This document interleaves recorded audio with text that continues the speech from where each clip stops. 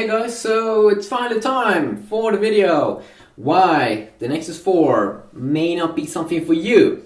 So it's one of my new White Sox videos here that I'm gonna do, and I've been doing videos like this on the HTC One X. I've been doing it on the Samsung Galaxy S3 White Sox. That's a video that pissed a lot of people off, and I think it's kind of hilarious because these videos doesn't mean I hate the device, and this is something I say in every single White Sox video. This doesn't mean I hate the device. This just means that I point out the things that is bad with it. This is not a real review. This is only a review looking at the bad things. So let's say you are a guy looking to see, you want to find a video which is only focusing on the bad things with the phone.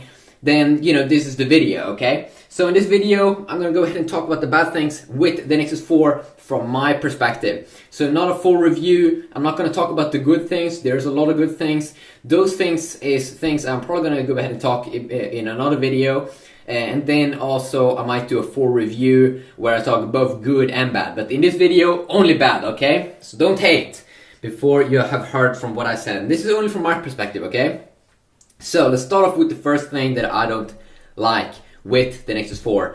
That is that it has a glass back, okay? It has a glass back. Now, why do I think this is bad? I don't think it's bad when you hold the device in your hand and play around with it, but I'm one of those guys that like to, put my device down on a table and use it. And if you do this with the Nexus 4, you can see it's moving around. It's annoying. As you can see here, it moves around. Let's say you are in the browser, okay? Let's go into the browser. We'll load up a website over here, okay? This is something that really pissed me off. Let's say I want to zoom in here with the Nexus 4. It has a glass back, okay? Let's see here. Can you see it's moving around? It is annoying. I want to scroll up and down. The device moves around. I hate it, okay? I don't like it. That's something that Apple have learned with the new iPhone 5. It doesn't have a glass back anymore. Thank God, Apple, you finally learned. So that's the first thing I really hate with the Nexus 4, okay? Now, the second thing is the capacitive touch buttons. Let's fire up a game here. The capacitive touch buttons could be good. It could look nice, could make the device look very nice here in the front and stuff like that. But let's just go ahead and fire up a game and let's see what can happen when you have these capacitive touch buttons built into the display. So let's just go ahead and fire up GTA Vice City here from Rockstar. It's a new game from Rockstar, or at least for Android devices and iOS devices. So it will load up the game here pretty quick. And I'm just going to go ahead and skip this intro because we don't have to view the intro here, because I'm only going to go ahead and show you why I hate the capacitive touch buttons. Oh my god, that's so annoying. You'll probably get used to this kind of problem in the future and be able to avoid it a little bit more. But in the beginning it's going to be annoying. And I'm sure if you ever will get used to it. But okay. We have Vice City open up here. Let's say you start to play, you run around, and then let's say we want to do something over here, and we have buttons down here. Look at this. Oops, what happened? Oh, yes. Oops, what happened? Oh my god. Could you see the problem here? When you have the buttons built into the display, they're very close to the buttons in the game, and I don't like it, okay? I don't like it. It's annoying, okay? So that's a very big problem there. Which I hate the capacitive touch buttons. Also, one very big problem with that is that, let's say you have the display turned off like this. You want to quickly look at something on your phone here on your Nexus 4. Well, on most phones, you can just go ahead and tap here in the front because they have a button here. Now, on this phone, you don't have any button on the front, which is annoying, because there's only one way to activate it, and you have to do it. You have to hold the phone with like one whole hand to press that button on the side. It's a little bit annoying. You can't, you can't, fire it up with only one hand, or you can fire it up with one hand, but not like one finger. You have to do it on the side. A little bit annoying. I don't kind of like it. I want a way to like be able to activate the phone on the front side. That would be so much more awesome and so much more nice.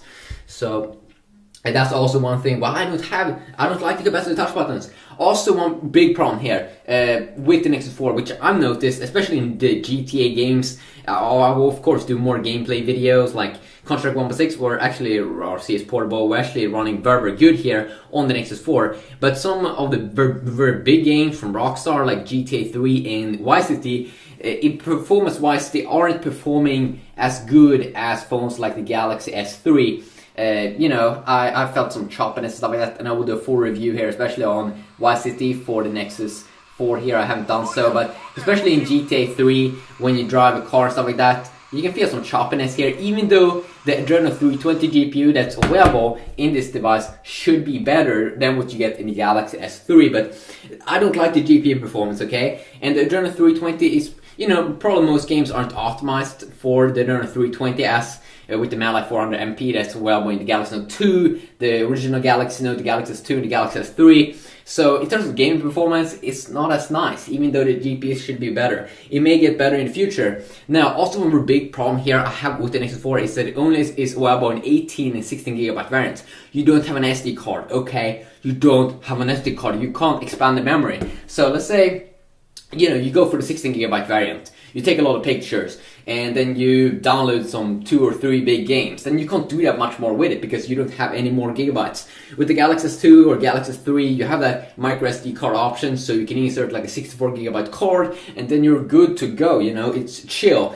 Also, one thing that I kind of hate with the device, and it could be kind of bad with the Nexus 4, especially if you spill water or something on the device, you can't remove the battery. Okay, so you can't have like a spare battery. But it's very good. Like, let's say you drop your phone in the water or something like that. Usually the one thing that could, you know, really destroy the device is if the battery breaks. And you know, with most other phones like the Galaxy S3 and Galaxy Note 2 and all those things, or all those devices, you can remove the battery and let it dry. But this device doesn't have a option to remove the back. Okay, so you can't remove the battery. So that's and this thing that you can't have a spare battery, and you can't have like a bigger battery, because the Galaxy S3 is now getting like official bigger batteries, like 3000 milliamps, that you can go ahead. Sure, it will make the device a little bit thicker, but this device is already thicker originally than the Galaxy S3. So that's also one very thing that I kind of hate. Now, also one thing that I kind of hate with the device is the camera kind of lags compared to my Galaxy S3 and my Galaxy Note 2. And also seems like when it's focusing on stuff, like when you have things like this, it doesn't really seem to have that much details as the Galaxy S3 and my Galaxy Note 2. Also, sure, the white balance is a little better, but overall, I don't like that kind of choppiness. And I tried it also with the front-facing camera, and it also has like a laggy UI. That was one of the big problems I have with the HTC One X, and something that I really did hate, or that I really hated about that device. So the camera lag there, I kind of hate it, okay? Even though the white balance is a little better, I don't want camera lag. Now, also one very big thing here is when you zoom in, especially in the browser. Let's see here if we can go to the front side. One thing that I've noticed, and also I've seen on some other reviews on the Nexus 4, is when you zoom in, it's not as quick to react that you're trying to zoom in. As you can see, I'm doing a little bit here in the beginning. You can see that it's not even trying to zoom in. There we go. And as you can see, if I want to zoom in really close to the text, my fingers is already outside of the screen. So something that is extremely annoying is that it doesn't react as quick as on my Galaxy S3 and my Galaxy Note 2. I really hate that, okay? They should update that because it really sucks that, you know, as you can see, it doesn't react there in the beginning when you're trying to zoom in. I'm not sure why, but they really have to fix that thing. Also, one thing that I kind of hate is the notification area. It's not as good as on my TouchWiz, on my Galaxy S3 and my Galaxy Note 2. As you can see here, if you quickly want to access these quick, like turn on Bluetooth, turn on GPS and stuff like that, on my Galaxy Note 2, I already have the widgets up here, and I also have a brightness control, extremely good. But here you first have to do it like this, and then you have to tap up there, and then you have to activate things. And also, let's say you want to disable Wi-Fi pretty quick. It's not like on my TouchWiz UI on my Galaxy Note 2, then I quickly use tap to disable it. But here it will basically go into the settings, and then I have to disable it. So it's too much clicking and you know, touching stuff on the Nexus 4 compared to my awesome Galaxy Note 2 and my Galaxy S3. I do know that if you tap on two buttons or have two fingers up here at the top, you can quickly access this area, but still too much. I mean, like, I don't want to have two fingers just to quickly change something. I think it's way more natural on my Galaxy Note 2 to just swipe down like this and then just quickly toggle those things. So that's something also I don't like here with the Nexus 4.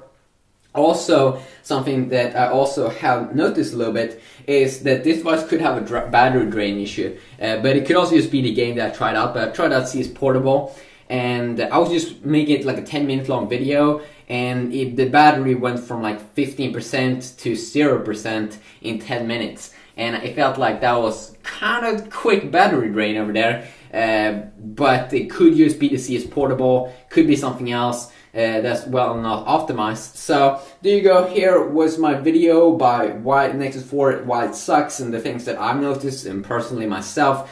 If I find something more, I might do a video about it, or may even remake this video.